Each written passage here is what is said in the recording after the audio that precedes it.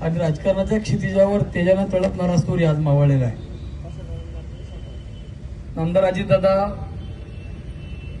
आणि शरदचंद्रजी पवार साहेब जसे पवारसाहेब पंतप्रधान झाले नाहीत, ती खंत मराठी माणसाच्या मनामध्ये कायम राहिली. तसेच खंत दादा मुख्यमंत्री झाले नाहीत, होऊ शकले नाहीत, ही खंत आपल्या आजीवन स्मरणामध्ये राहणार आहे. आमदार अजितदादा पवार साहेबांचं नेतृत्व आणि विचार हा सर्व समाजाला, सर्व घटकांना, सर्वांना सोबत घेऊन जाणारा विचार होता.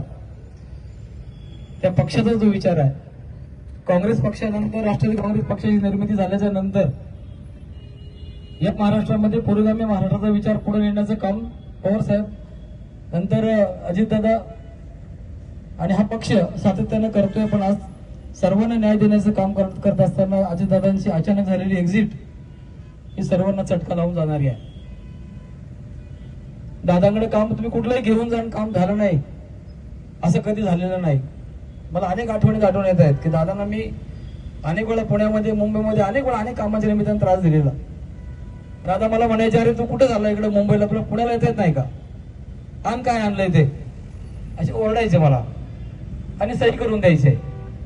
ते खाली अधिकारी कलेक्टर किंवा कोणी असतील तडातडा ते काम सगळं करून द्यायचे आणि मला काम झाल्याचा आनंद मिळायचा. छोटी घटना तुम्हाला सांगतो. या ठिकाणी प्रीतम शेट आहेत, आळे गावामध्ये उद्या आता होलम काठीचं आगमन होणार आहे. त्या ठिकाणी तारा तुटल्या आणि आमचे धोंगडे म्हणून एक वयस्करग्रस्त होते, त्या ठिकाणी त्यांना शॉक लागून ते एक्सपायर झाले. ते झाल्याच्या नंतर आम्ही दोघांनी हा विचार केला की या तारा सगळ्या ओलम काठीला अडचण करतायत, याला आपल्याला निधी आणला, तारा क्वारंटाईन केल्या, वेगळ्या वेगळ्या केल्या, तर गावच्या बाजारपेठेपासून वेशीपर्यंत आपल्याला त्या ओलम काठीचा जो काही ती काठी आपण मिरवणूक काढतो ती चांगली करता येईल. पत्र लिहिलं, अतुल शेठ बेनके साहेबांचं पत्र घेतलं, मुंबई गाठली, मंत्रालयात गेलो आणि दादाला सांगितलं, दादा हे काम माझ्या आळे गावामध्ये जेजुरीच्या मानाच्या काठीची यात्रेचं काम आहे, गावातलं काम आहे, पहिली ग्रामपंचायत आहे जिथं अंडरग्राऊंड केबलिंगचं काम करायचं आहे. दादा म्हणले तू काय काय काय घेऊन येतो आणि पैसे घेऊन जातो. दादा म्हणलं करा, एवढं काम माझ्या गावासाठी करा. दादाने एका मिनिटात इन्व्हेस्टमेंट दिली आणि 45 लाख रुपयाचं काम त्या ठिकाणी दादाने मंजूर केलं. आणि उद्या होलम काठीला आम्हाला त्याचं उद्घाटन करायचं होतं. तारा क्वारंटाईन झाल्यात, आज काठी विना अडथळ्याची आपली मारुतीच्या मंदिराच्या शिखराला लागणार आहे. अनेक प्रसंग आहेत. दादाच्या नावाने मी पॉलिटेक्निक सुरू केलं होतं. दादाला भेटायला गेलो, दादा म्हणले तू हे उद्योग करतोय, तुला जमल का सगळं, पैसे बिसे आहेत का तुझ्याकडं, फार करार आणि फार करार आवाज दादाचा. दादा म्हटलं मी करतो प्रयत्न, मला करा मदत. वळसे पाटील साहेबांना फोन करून सांगितलं त्याला मदत करा, चांगला पोरगा आहे, करेल काहीतरी प्रयत्न, सामान्य कुटुंबातून आलाय. दादाने जी जी मदत करायची ती गावासाठी, भागासाठी, परिसरासाठी या ठिकाणी केली. नेतृत्व उभं करण्याचं काम केलं. अनेक नेतृत्व दादाने उभं केली, अनेकांना संधी दिली. तालुक्यामध्ये, उत्तर पुणे जिल्ह्यामध्ये, त्या जुन्नर आंबेगाव तालुक्यामध्ये दादाने अनेकांना शक्ती देण्याचं काम केलं. विकास कामामध्ये असेल, पिंपळगाव जोगा असेल, चिरीवाडी पाचघरचं काम असेल, रस्ते असतील, बंधाऱ्यांची कामं असतील, धरणाचं कॅनलचे बाकीची कामं असतील, दादाने फार मोठं काम या निमित्तानं केलं. आणि आता काल परवा मी दादांना बारामतीत भेटायला गेलो 8 दिवसापूर्वी.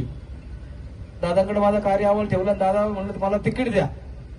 दादाने माझ्याकडे असं वर करून बघितलं, आता तिकीट मागायला आला का म्हणले, तू काय केलं मला बघू दे. माझं सगळं पुस्तक, कार्य अहवाल वाचला आणि दादांनी सांगितलं मी खासदार कोल्हे साहेबांशी बोलतो, अतुलशी बोलतो, पंढरंग पवारांशी बोलतो आणि तू पुण्याला ये. दादांनी खूप वेळ आम्हाला त्या ठिकाणी दिला. आणि आज हा जाणता नेता, आज हा तुमच्या आमच्या काळात असलेला नेता आज काळाच्या पडद्यात अचानकपणानं गेलेला आहे. दादाच्या माध्यमातून ग्रामपंचायत मध्ये आम्ही 20 ते 25 कोटी रुपयांचा निधी आणला, काम केलं. दादाने आम्हाला यायचं, आम्ही भांडायचा आणि निधी द्यायचा. याचं कारण असं होतं की ते म्हणायचे तुम्ही स्वतः करता काही मागत नाही, तुम्ही लोकांसाठी मागता, मी देतो म्हणजे काही उपकार करत नाही, मी माझं काम करतोय, तुम्हाला निधी कमी पडून देत नाही, तुम्ही काम करा. दादाचा हा बेधडक स्वभाव, अत्यंत वक्तशीर, वेळ पाळणारा दादा आज अचानक अवेळी का गेला, का आम्हाला असं पोरगं करून दादा या ठिकाणी गेले. दादाच्या जाण्याने जी पक्षामध्ये, महाराष्ट्राच्या राजकारणामध्ये एकूण जी पोकळी निर्माण झालेली आहे ती कधी भरून येणारी नाही. अतुलजी बेनके साहेबांना मी 10 मोकळं मागाशी रडताना बघितलं आणि काळीच पिळवटून गेलं की काय नातं असू शकतं. आज बारामती, पुणे जिल्हा, लोक ढगडासं रडतायत. त्या बारामतीमध्ये मगाशी टीव्हीवर पाहिलं तर लोक 10 मुकलं रडतायत. दादा गेलेचा जो काही त्यांना दुःख आहे ते लोक शब्दात व्यक्त करू शकत नाहीत. आणि म्हणून आपल्या सर्वांना जो आधार वाटायचा, पुणे जिल्ह्याचं नेतृत्व दादा करत होते. आज पुणे जिल्ह्याला कोण वारली उरलाय? आज या महाराष्ट्रामध्ये सगळ्यात जास्त निधी आणण्याचा करता असेल, नेतृत्व करण्याचा करता असेल, कोणता धडकेबाज नेता आता उरलाय? हा प्रश्न लोकांचा मत आहे. पक्षीय राजकारण होईल, सत्ता येतील जातील, पण सामान्यांना आपला वाटणारा माणूस तयार होणं ही सोपी गोष्ट नाही. आदरणीय पवार साहेबांच्या पठडीत तयार झाले दादा. आज सरकारमध्ये उपमुख्यमंत्री, आपल्याला जिल्ह्याचे पालकमंत्री, अर्थमंत्री, या ठिकाणी आपले दादांकडे क्रीडा मंत्री, ते दादांकडे आहे. अनेक खात्यांच्या माध्यमातून दादांनी कारभार या राज्यामध्ये केला. आणि या ठिकाणी मी मोठ्या प्रमाणात बघतोय महिला भगिनी या ठिकाणी ज्या मुली आमच्या पोलीस प्रशिक्षण घेत आहेत. अनेक चांगले निर्णय त्यांच्याकडे दादांनी केले. महाराष्ट्रातल्या कानाकोपऱ्याला कुठलाही असा माणूस नाही की दादांना जो प्रेम करत नाही. आणि म्हणून दादांच्या अकली जाण्यामुळे आपल्याला सगळ्यांना जे दुःख झालेलं आहे ते दुःख शब्दामध्ये व्यक्त करणं अशक्य आहे. पण आपल्या आळे आणि आळीफाटा परिसर आणि पिंपळवंडी जिल्हा परिषद गट, आपले तमाम नागरिक या साऱ्यांच्या वतीनं या ठिकाणी उपस्थित असणारे आमचे जे काही मित्रमंडळी बोलू शकले नाहीत, अनेक पक्षाचे लोक या ठिकाणी आहेत. पक्षाच्या पलीकडे जाऊन आपण दादांना प्रेम केलेली माणसं आहोत. त्या ठिकाणी प्रथमजी काळे, अजनाना असतील, आमचे बाजूशेड असतील, मंगेजी असतील आणि सगळे सहकारी मंडळी या ठिकाणी उपस्थित आहेत. या साऱ्यांच्या वतीनं मी आदरणीय आमदार अजितदादांना भावपूर्ण श्रद्धांजली अर्पण करतो. आणि हे दयाघना परमेश्वर आमच्या दादाला आपल्या चरणाजवळ लीन करून घे. दादाच्या पवित्र आत्म्याला चिरशांती दे. आणि या महाराष्ट्राचं भरून न येणारं नुकसान जे झालेलं आहे, देवाला या निमित्ताने साकडं आहे की या पवार परिवाराला, सुप्रियाताईंची पोस्ट पाहिली मागाशी, त्यांनी एका शब्दात सांगितलं, उद्ध्वस्त. म्हणजे आज पवार कुटुंबाच्या ज्या काही वेदना आहेत, ज्या काही भावना आहेत, ते शब्दाच्या पलीकडे आहेत. आदरणीय साहेब या ठिकाणी दादा गेल्यामुळे किती व्यथित झाले असतील, कुटुंब किती हवालदिल झालं असेल. सुनेत्रा वहिनी ज्या खासदार म्हणून काम करतात, दिल्लीमध्ये होत्या, आज पार्थ आणि जय इथून तरुण दादांची मुलं राजकारणामध्ये येऊ पाहतायत, त्यांचं दुःख किती अतीव असेल.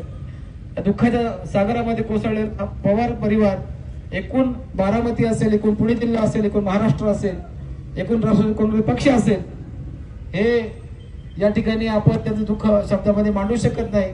दादांना सगळ्यांच्या वतीनं मी या ठिकाणी भावपूर्ण आदरांजली व्यक्त करतो आणि या ठिकाणी थांबतो. आपण सारेजण पासेजण या ठिकाणी घेणार आहोत.